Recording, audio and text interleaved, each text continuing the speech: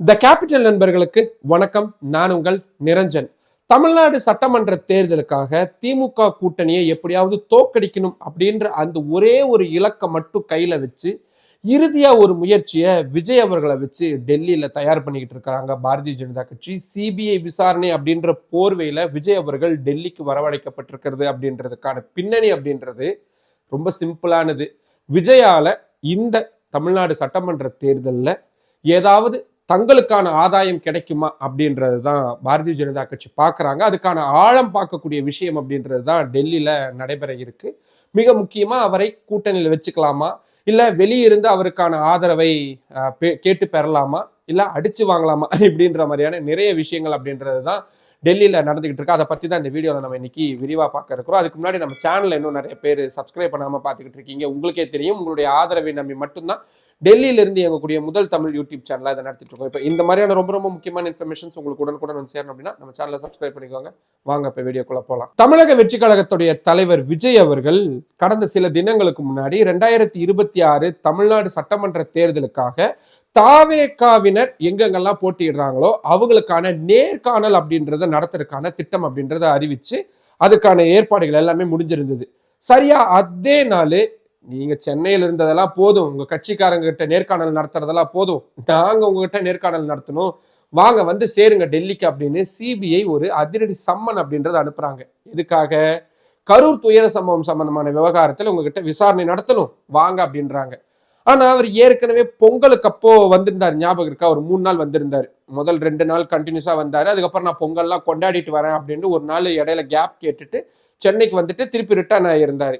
அந்த 3 நாள் விசாரணை அவர்கிட்ட நடத்தப்பட்டப்பவே சிபிஐ அதிகாரிகள் தெல்ல தெளிவா விஜய் அவர்கள்ட்டையும் சரி, தமிழக வெற்றி கழக நிர்வாகிகள்ட்டையும் சரி சொன்னது ஒண்ணுதான், விஜய் அவர்கள்ட்ட விசாரணை எல்லாம் நிறைவடைஞ்சிருச்சு, இதுக்கப்புறம் நாங்க அவரை தொந்தரவு பண்ண மாட்டோம், அவரை நாங்க கூப்பிட மாட்டோம், அவரை நாங்க கண்ணால அவர் நேர்ல பார்த்தாரு அப்படின்றதுனால நாங்க நிறைய விஷயங்களை அவர்கிட்ட வெரிஃபை பண்ண வேண்டியது இருக்கு அப்படின்றத சொல்லியிருந்தாங்க. விஜய் அவர்கள் மட்டும் வரல, விஜய் அவர்களுடைய பர்சனலா இருக்கக்கூடிய பிஏவாகட்டும், பர்சனல் டிரைவர் அப்படின்னு விஜய் கூட யார் யாரெல்லாம் இருந்தாங்களோ நல்லா நோட் பண்ணிக்கோங்க கூட. ஏன்னா விஜய் அவர்கள் யாரை பார்க்கறாரு, எத்தனை மணிக்கு எங்க போறாரு அப்படின்ற அத்தனை விஷயங்களுமே இந்த கூட இருக்கக்கூடியவங்களுக்கு தான் தெரியும். டிரைவருக்கு தெரியும், பிஏவுக்கு தெரியும், வீட்டு சமையல்காங்க இந்த மாதிரி இருக்கக்கூடியவங்களுக்கு தான் தெரியும். இவங்களை விஜய் அவர்கள் கூடவே டெல்லிக்கு வரவழைச்சு விசாரணை அப்படின்றது நடத்தப்பட்டது. விசாரணை எல்லாம் முடிஞ்சிச்சு, அவர் அனுப்பி வச்சாச்சு. ஆனா சரியா தமிழக வெற்றி கழகம் அந்த கரூர் துயர சம்பவத்திலிருந்து கொஞ்சமா மீண்டு வந்து அந்த சமீபத்த உயிரிழப்புகள் அதெல்லாம் கொஞ்சம் கொஞ்சமா அதுல இருந்து அவங்க விடுபட்டு எலெக்ஷன் வேலையை எக்ஸாக்டா ஆரம்பிச்சிருந்தாங்க. அதுதான் அந்த நேர்காணல் அப்படின்றத எல்லா கட்சிக்குமே தேர்தலுக்கான அடிப்படையான விஷயமா இருக்கும். அந்த நேர்காணல் நடத்தக்கூடிய அதே அன்னைக்கு வாங்க டெல்லிக்கு அப்படின்னு கூப்பிடுறாங்கன்னா என்ன அர்த்தம்? நீங்க உங்க கட்சி வேலையெல்லாம் அப்படியே பாதியிலே நிறுத்துங்க வாங்க அப்படின்னு. விஜய் அவர்கள் சும்மா பேருக்காக ஒரு டைம் கேட்டு பார்த்தாரு, எனக்கு வந்து டைம் வேணும் அப்படின்னு. சிபிஐ ஒரு சம்மன் அனுப்புறாங்க அப்படின்னா இம்மிடியட்டா உளுந்தடிச்சுட்டு வரணும் அப்படின்ற அவசியம்லாம் கிடையாது. கோர்ட்டுக்கு போய் சம்மனுக்கு ஸ்டே ஆர்டர் கூட வாங்கலாம். ஏன்னா எலெக்ஷன் போயிட்டு இருக்கிற நேரத்துல ஒரு நாள் 2 நாள் வந்து மாநிலத்திலிருந்து மொத்தமா வெளியே வராங்க அப்படின்னா அது அவங்களுக்கு பெரிய இழப்பா இருக்கும், கடுமையான குழப்பங்கள் அப்படின்றது ஏற்படும். ஸோ ஆப்வியஸ்லி போய் கேட்கலாம், நீதிமன்றங்களும் அதை ஒத்துக்கலாம். கடந்த காலங்களில் ரொம்ப ரொம்ப தீவிரமா இருக்கக்கூடிய குற்றச்சாட்டுகள் எல்லாம் கூட இப்படியான விளக்குகள் அப்படின்றதெல்லாம் கொடுக்கப்பட்டிருக்கு. ஆனா விஜய் அவர்கள் அப்படி எதுவுமே பண்ணல. உடனே உங்களுக்கு ஒரு கேள்வி எழும், ஏங்க விசாரணையை ரொம்ப சீக்கிரமா முடிக்கணுன்றதுக்காக அவரு அப்படி டைம் கேட்காம இருக்கலாம் அப்படின்னு. இல்லையே, அதுலயும் இருக்கு. ஏன்னா நம்ம பொங்கலப்ப பார்த்தோம்ல, அந்த டைமே நான் பொங்கல் கொண்டாடிட்டு வரேன்ட்டு போனாரு. ரொம்ப சீக்கிரமா விசாரணையை முடிக்கணும்னு நினைக்கிறவர் அப்பவே அந்த டைம் கேட்டிருக்க வேண்டாம். ரெண்டாவது, அந்த முதல் நாள் நேர்காணல் நடத்துற அன்னைக்கு என்னால வர முடியாது, கொஞ்சம் ஒத்தி வைங்க அப்படின்னு டைம் கேட்டிருந்தாரு, கொடுக்கல அவங்க. அதனாலதான் அவசர அவசரமா 15ஆம் தேதி ஆஜராகிறார். ஸோ அவருக்கு முழுமையா இதுல விரைவா அந்த விசாரணையை முடிச்சிடணும் அப்படின்ற 100% எண்ணம் இருக்கு அப்படின்னு கேட்டா இல்லை. அவருக்கும் டைம் பவுண்ட் கேட்கக்கூடிய விஷயங்கள்லாம் பண்றாரு. ஓகே, ரைட், இதெல்லாம் புரிஞ்சிருச்சு. இப்போ டெல்லிக்கு அவர் வரவழைக்கப்படுறதுக்கான மிக முக்கியமான காரணம் சிபிஐ என்கொயரி அப்படின்னு சொல்றதெல்லாம் வந்து சும்மா ஒரு பெயர் அளவுல தான் அப்படின்றது தான் நமக்கு கிடைக்கக்கூடிய முக்கியமான இன்ஃபர்மேஷன்ஸா இருக்கு. ஏன்னா இந்த முறையும் அதே மாதிரி அவருடைய டிரைவர்ஸு, பர்சனல் பிஏ அப்படின்ற ஒரு 7 பேர் மட்டும் வராங்க. மற்றபடி பெரிய அளவில் வேற யாரும் வர்றதுக்கான வாய்ப்புகள் இல்லை, வெறும் 7 பேர் தான் வராங்க அப்படின்றதுனால விஜய் அவர்களுடைய டே டு டே ஆக்டிவிட்டிஸ் என்ன, அவர் யாரை பார்க்குறாரு, யாரை சந்திக்கிறாரு, என்ன மீட்டிங் போகுது அப்படின்ற விஷயங்கள் அறிஞ்ச நபர்கள் தான் சிபிஐ என்கொயரிக்கும் வரவழைக்கப்பட்டிருக்காங்க. முதல் விஷயம், அவரு பர்சனல் ஜெட்ல தான் வரப்போறாரு.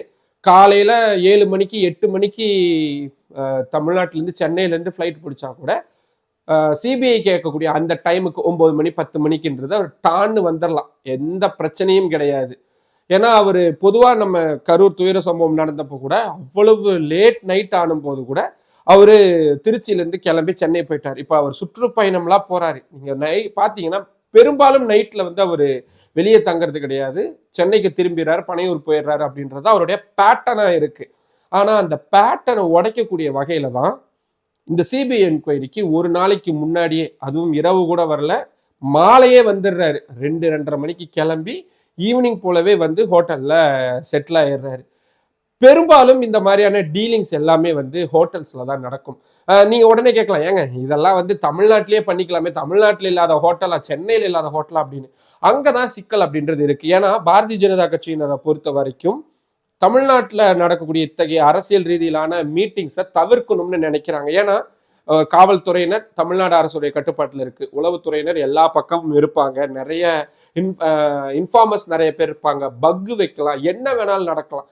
அதனால டெல்லி அப்படின்றது சேஃபா இருக்கும். நீங்க நல்லா யோசிச்சு பாருங்களேன், எடப்பாடி பழனிசாமி எதுக்காக டெல்லிக்கு மீண்டும் மீண்டும் வந்து அமித்ஷா அவர்களை சந்திக்கிறாரு? ஏன் தமிழ்நாட்டில் அவங்களுடைய அலுவலகத்துக்குள்ள போக முடியாதா, இல்ல பாஜக அலுவலகத்துக்குள்ள போக முடியாதா, வேற எங்க போக முடியாது? அதுலயும் வந்தாலும் ஹோம் மினிஸ்ட்ரி வீட்டுக்கு தான் வந்து அவர் சந்திக்கிறாரு. 3 மணி நேரம் 4 மணி நேரம்லாம் இப்போ மீட்டிங்ஸ் போக ஆரம்பிச்சிருச்சு. எதுக்காக? ஏன்னா ரொம்ப சேஃபான பிளேஸா ஹோம் மினிஸ்ட்ரி இருக்கும். ஏன்னா முழுக்க முழுக்க அவங்க கட்டுப்பாடு. டெல்லி காவல்துறையினர், ஐபி, அதே மாதிரி மற்ற இன்ஃபார்மர்ஸ் எல்லாருமே டைரக்டா சென்ட்ரல் கவர்மெண்ட்டுடைய கட்டுப்பாட்டுக்கு கீழே வரக்கூடியவங்க. ஏன்னா இங்க மாநில அரசும் பாஜக தான், லோக்கல் பாடி அவங்களும் வந்து முழுக்க முழுக்க பாஜக தான், மத்திய அரசும் பாஜக தான். ஸோ தகவல்கள் வெளியே கசியாம இருக்கும் அப்படின்றதுனால தான் எல்லா விஷயத்தையுமே பண்றாரு அமித்ஷா டெல்லியில வச்சு. அதுலயும் நீங்க நல்லா நோட் பண்ணி பாருங்க, இரவு நேரங்கள்ல தான் அந்த மீட்டிங் இருக்கும். எடப்பாடி பழனிசாமி இது வரைக்கும் ஒரு 4 தடவை வந்திருப்பாருன்னே வச்சுக்கோமே. அந்த 4 முறையுமே மீட்டிங் எப்ப நடந்துச்சு? இரவு 8 மணிக்கு மேல, 9 மணிக்கு மேல, 10 மணிக்கு மேலதான் அந்த மீட்டிங் அப்படின்றது நடந்திருக்கும். ஏன்னா அந்த இரவு நேரம் அப்படின்றது நீங்க வெளியே ஆட்கள்லாம் வரும் பொழுது போட்டோஸ் கிடைக்காம போகலாம், வீடியோஸ் கிடைக்காம போகலாம், ஒரு மாதிரி சேஃபான ஒரு ஜோனா வந்து அவங்க பார்ப்பாங்க. பாஜகவுடைய ஒரு அவங்க பெரும்பாலும் பண்ணக்கூடியது அதுதான்.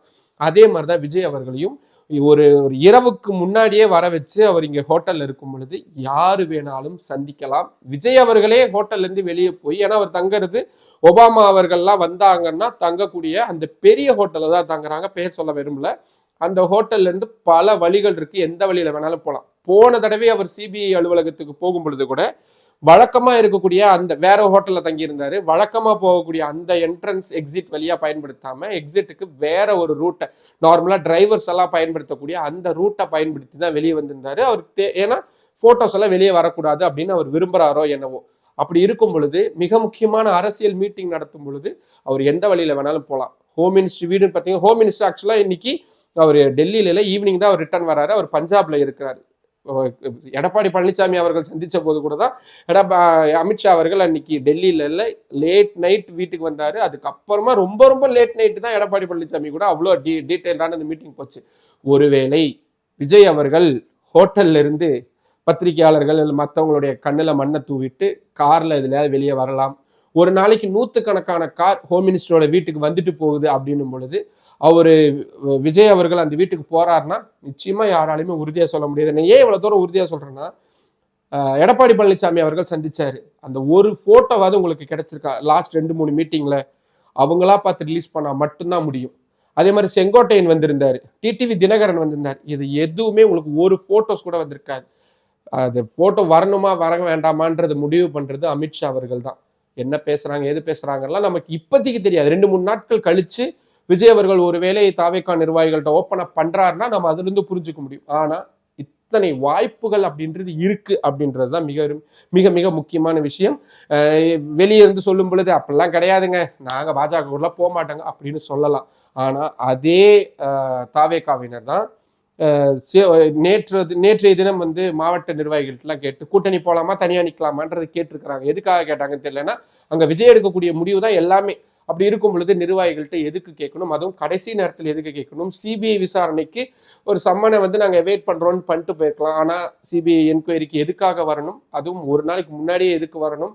வரக்கூடியவங்களுக்கு இவ்வளவு அஜெண்டா இருக்கு. இதுல மிக முக்கியமான விஷயம், தொடர்ச்சியா ஆதவ் அர்ஜுனா டெல்லிக்கும் தமிழ்நாட்டுக்கும் இருக்கக்கூடிய இணைப்பு பாலமாகவும் இருக்கக்கூடியவர். தாவேக்கால இருக்கக்கூடிய பலரும் பாஜகவிலிருந்து வந்தவர்கள் அப்படின்றதெல்லாம் ரொம்ப ரொம்ப முக்கியமான விஷயம். ஸோ சிபிஐ என்கொயரி அப்படின்ற ஒரு விஷயத்தை கையில வச்சு இவ்வளவு பெரிய அரசியல் நகர்வுகள் அப்படின்றது நடக்குது. அஃப்கோர்ஸ் நான் நேர்ல ஸ்பாட்ல தான் இருக்க போறேன். என்னென்ன நடக்குது அப்படின்றது ஒவ்வொரு சின்ன சின்ன விஷயங்களா அடுத்தடுத்த வீடியோக்களை பார்க்கலாம். இப்போ ஒட்டுமொத்தமா நான் சொன்ன இவ்வளவு விஷயங்களை பத்தின உங்களுக்கு என்ன கருத்துக்கள் தோணுதோ அதை கீழே கமெண்ட் பாக்ஸ்ல சொல்லுங்க. மற்றும் ஒரு வீடியோவில் சந்திக்கலாம்.